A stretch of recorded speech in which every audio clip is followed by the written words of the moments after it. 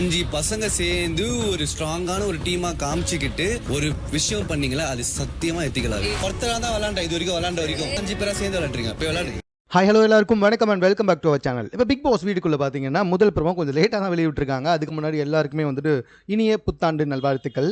இந்த 2025 நம்மளை எப்படி வச்சு செய்ய போகுது அப்படின்றத வந்துட்டு வெயிட் பண்ணி பார்க்கலாம். இப்போ இந்த ப்ரோமோவில் என்ன நடந்துச்சு அப்படின்னு சொல்லி பார்த்தீங்கன்னா, ரயன் வந்துட்டு செம்ம கடுப்பில் இருக்காரு, நல்லாவே தெரியுது. பிகாஸ் நேற்று வந்துட்டு பார்த்தீங்கன்னா அவர் ஒருத்தரை வெளியேற்றத்துக்காக 5 பேர் குரூப்பாக ஒன்றா சேர்ந்து அவ்வளோ பண்ணாங்க. பட் ஆனால் ரயன் வந்துட்டு ரொம்ப சிறப்பாக அந்த 5 பேரை வந்துட்டு வெளியேற்றிருந்தார். பார்க்கறதுக்கு ரொம்ப நல்லா இருந்துச்சு. இப்போ அதை தான் வந்துட்டு முத்து கிட்ட பேசிக்கிட்டு இருக்காரு. முத்துவோட கேம் நாளுக்கு நாள் லைட்டாக அவருடைய மூஞ்சிலாம் ஓவராக வெளியே தெரிய வந்துக்கிட்டு இருக்குன்னு நினைக்கிறேன். ஸோ ரயன் என்ன சொல்கிறான்னா, டேய் நேற்று நீங்கள் பண்ணீங்கல்ல ஒரு விஷயம், 5 பேர் ஒன்றா சேர்ந்து ஒருத்தனை வெளியேற்றத்துக்காக நீங்கள் பண்ணீங்க பாரு, சத்தியமாக அது எத்திக்கலாகவே கிடையாது அப்படின்றத தெளிவாக சொன்னது மட்டும் இல்லாமல், ஆனால் அந்த இடத்துல அவருக்கு லைட்டாக தற்பெருமை பேசிக்கிட்டது தான் கொஞ்சம் லைட்டாக முகம் சுளிக்க வச்சுது.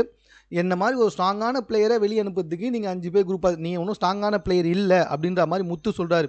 டே ஒத்துக்குங்கடா எப்பா, டே ஸ்ட்ராங்கான பிளேயர் தாண்டா அப்படின்ற மாதிரி ரயன் வந்துட்டு சொல்கிறாரு. ஏன் மஞ்சரியுமே சொல்கிறாங்க. மஞ்சரி ஆரம்பித்தது எப்படி ஆரம்பிச்சிருந்தாங்கன்னா, நீங்கள் 5 பேர் சேர்ந்து ரயனை காலி பண்ணீங்க ஓகே அப்படின்ற மாதிரி சொல்ல வரும்போதே முத்து உடனே என்ன பண்ணுறாருன்னா, இல்லை ரயனை காலி பண்ணுறதுக்காக இல்லை, அப்பவும் வந்து ரயன் சொல்கிறாரு, டே ஒத்துக்கங்கடா நீங்கள் எதுக்காக பண்ணீங்க அப்படின்னு சொல்லிட்டுன்ட்டு. ஸோ கிட்டத்தட்ட எல்லாருக்குமே தெரியுது, ஆக்சுவலாக ஆடியன்ஸ்க்கும் தெரியுது நேற்று.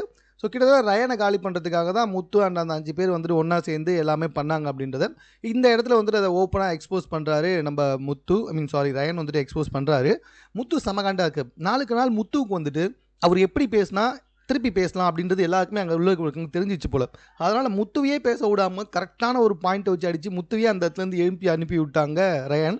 ஸோ எப்போவுமே வந்துட்டு தான் ஒரு விஷயத்தை பேசினா அந்த விஷயத்தை ரொம்ப கிளியர் கட்டாக பேசி முடிச்சுட்டு போவார் முத்து. அதாவது ஒரு எக்ஸ்ப்ளனேஷன் கொடுப்பாரு. நான் என்ன சொல்ல வந்தேன், முத்துக்குமரன் இப்படி, முத்துக்குமரன் அப்படி, முத்துக்குமரன் இதுக்காக தான் விளையாண்டா அப்படின்னு சொல்லிட்டு அவர் பேர் அவரே ஒரு 10 வாட்டி ஏனை விற்றுக்கிட்டு பதிய வச்சு அந்த இடத்துல எப்படியாச்சும் ஒரு அரை மணி நேரம் வந்துட்டு இதாக பேசி தான் அப்படி கிடையாது, தான் அந்த மாதிரி கிடையாது அப்படின்றத ஆப்போசிட்டில் இருக்கவங்களை, எப்பா போதுண்டா சாமி நீ பேசவே தேவை, ஆமாடா நீ பண்ணதாண்டா கரெக்டு அப்படின்ட்டு எழுந்து போக வைக்கிற முத்துவை ரயன் வந்துட்டு பேசி இப்போ அந்த இடத்த விட்டு எழுந்து போக வச்சுட்டாரு. ரயன் பேசிகிட்டு இருக்கும்போது அதை ஏற்றுக்க முடியாத முத்து, அதுக்கு சரியாக பதில் சொல்ல முடியாத முத்து அந்த இடத்துலேருந்து வந்துட்டு எழுந்து போய்கிட்டே இருந்தார். அது மட்டும் கிடையாது, போகிறப்போ வந்துட்டு ஆல் தி பெஸ்ட் ரயான்னு சொல்லிட்டு இவர் சொல்ல, அதுக்கும் ரயான் வந்துட்டு உங்களுக்கு ரொம்ப ஆல் தி பெஸ்ட்ரா, போய் விளையாடுங்கண்ணா 5 பேருமே ஒன்றா போய் அப்படின்னு சொல்லிட்டு மறுபடியும் அந்த இடத்துல வந்துட்டு தெளிவாக அவங்க குரூப் விஷயத்தை வந்துட்டு சொல்லி அனுப்பிச்சி வச்சிருந்தாரு. இந்த இடத்துல வந்துட்டு முத்து அவருடைய அக்செப்டன்ஸை பற்றி நமக்கு நல்லாவே தெரிய வருது. பிகாஸ் அவர் வந்துட்டு எதையுமே அக்செப்ட் பண்ணிக்க மாட்டார்.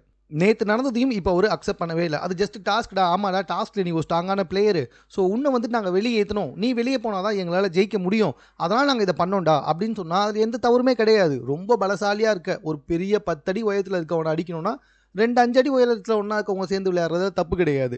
ஆனால் இந்த இடத்துல எங்கே ஈகோ இருக்குன்னா, அந்த 10 அடி உயர ஆள் ரயான் சொல்கிறதுல தான் ஈகோவே இருக்குது. So whatever it is, Muthu அதை ஒத்துக்கிட்டாருன்னா சூப்பராக இருக்கும், உண்மையிலேயே நல்ல கேம் பே தான். பட் அதை ஒத்துக்காமல் இருக்கும்பொழுது தான் வந்துட்டு கொஞ்சம் அது தப்பாக தெரிகிற மாதிரி எனக்கு தோணுது.